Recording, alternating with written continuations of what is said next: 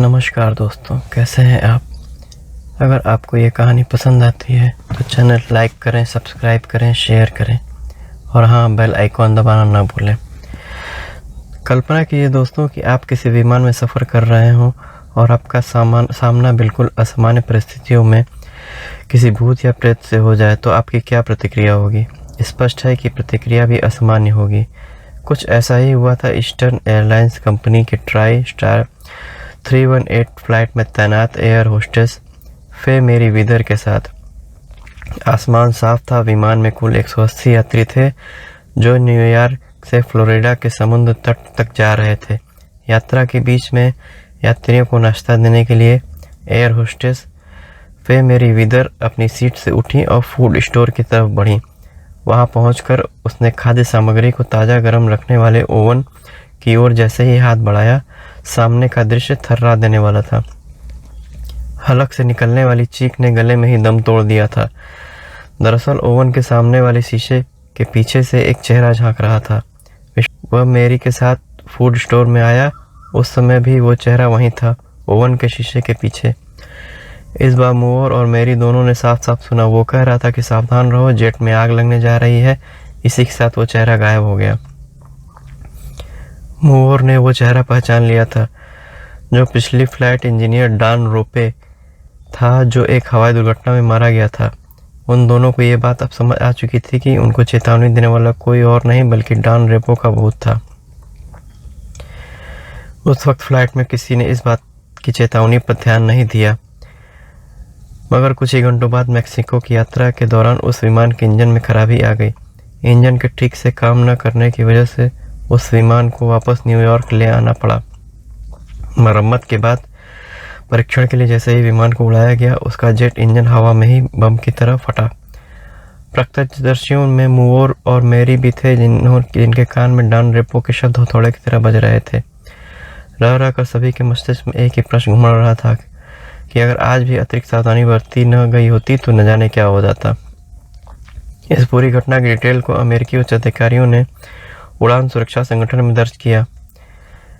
इस घटना की जड़ें उस घटना में समाहित हैं जो इतिहास में सबसे असाधारण परामनोवैज्ञानिक घटनाओं में शुमार है और जिसे लोग द घोस्ट ऑफ फ्लाइट 401 के नाम से जानते हैं।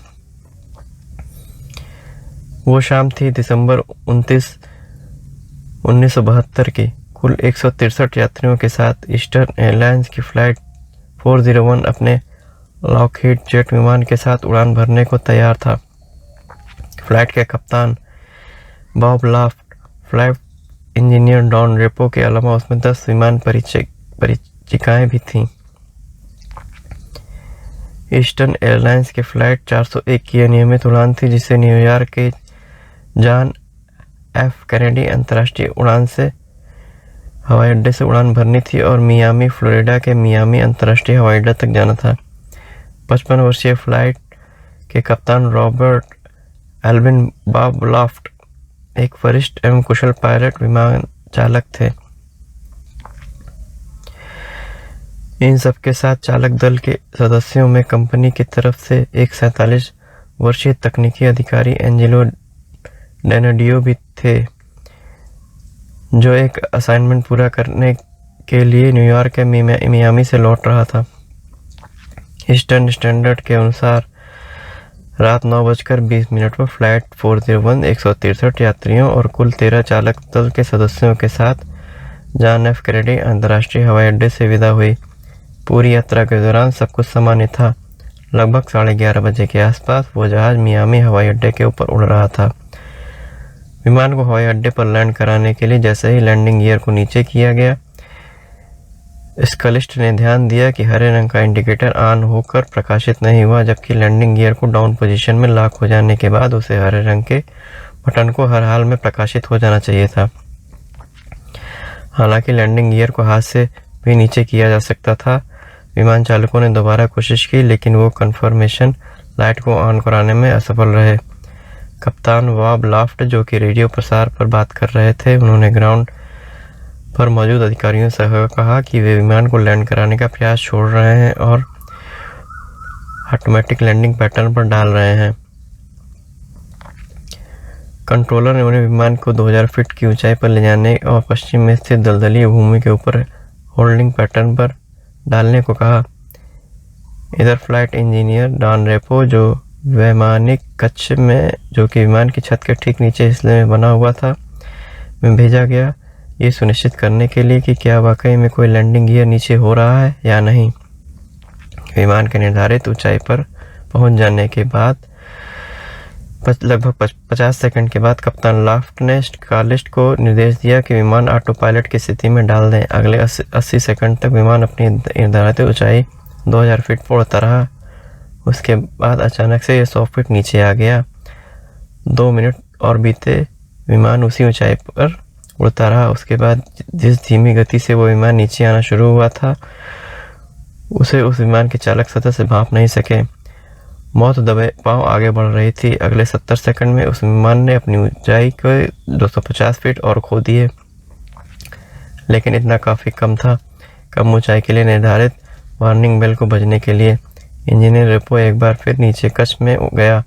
अगले 50 सेकंड में विमान अपनी निर्धारित ऊंचाई की आधी ऊंचाई पर उड़ रहा था।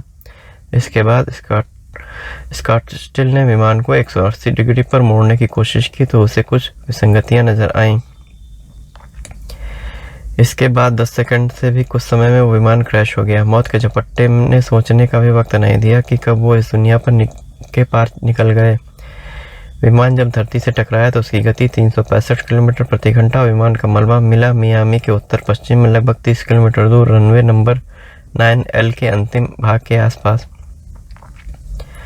इस हादसे में 77 लोगों की जान बच गई, जिनमें से 59 यात्री थे और 8 विमान की परिचालिकाएं थीं। उस विमान में के हिस्से कलपुर्जे सही सलामत बच गए थे। कुछ उन्हें लॉकहीड कंपनी के नए विमानों में इस्तेमाल कर लिया गया।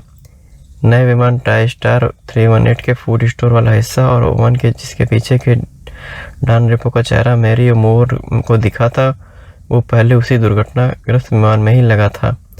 ऐसा नहीं था कि डॉन रेपो का ही भूत दिखाई दिया, बल्कि अलग अलग घटनाओं में कप्तान बॉब लॉफ्ट की प्रेतात्मा भी दिखती रही है। पहली बार ये प्रेत लीला ईस्टर्न एयरलाइंस के इस विमान के ट्राइस्टार 318 में ही शुरू हुई। समय था 1973 का और विमान में ईस्टर्न एयरलाइंस और वाइस प्रेसिडेंट भी सफ़र कर रहे थे। उनके 60 वाली सीट पर ईस्टर्न एयरलाइंस की वर्दी पहने जहाज का कप्तान भी बैठा था और वो उनसे बातें कर रहा था। जहाज का कप्तान उनके साथ बैठकर बातें कर रहा था। फिर पायलट के केबिन में को कौन उड़ा रहा होगा, ऐसा ध्यान रहते ही उन्होंने अपने साथ बैठे कप्तान के चेहरे को ध्यान से देखा और वाइस प्रेसिडेंट के चेहरे पर हवाएं उड़ने लगीं। वो उस चेहरे को पहचानते थे। वो बॉब लॉफ्ट था, जिसे मरे हुए लगभग 1 साल हो चुका था। वो भागकर पायलट के केबिन की ओर गए और विमान के कर्मचारियों के साथ जब लौटे तो बॉब लॉफ्ट का भूत गायब हो चुका था। ऐसे ही एक अन्य घटना में नियमित उड़ान भरने से पहले जब फ्लाइट इंजीनियर जांच के लिए ट्राइस्टार 318 में घुसा तो उसके ठीक सामने डॉन रेपो का भूत पूरी वर्दी में बैठकर कलपुर्जों की जांच कर रहा था। विमान के सारे कलपुर्जे ठीक हैं, ऐसा कहकर वो तुरंत वहां से गायब हो गया। जब इस तरह की घटनाएं बढ़ने लगी तो कंपनी ने सत्य का पता लगाने के लिए एक जांच अधिकारी को नियुक्त किया। उस जांच अधिकारी ने स्वयं विमान ट्राइस्टार 318 के मियामी से अंटलाटा की यात्रा से पहले डॉन रेपो की भूत को पूरी तन्मयता से पैनल बोर्ड के सामने काम करते हुए पाया। ईस्टर्न एयरलाइंस की फ्लाइट 401 के क्रैश होने के और उसके बाद होने वाली भयावह घटनाओं के ऊपर जॉन जी फुलर ने 1976 में पुस्तक है। दोस्तों, अगर आपको यह कहानी पसंद आई है तो इस चैनल को लाइक करें, सब्सक्राइब करें, शेयर करें और बेल आइकन को दबा दें। धन्यवाद।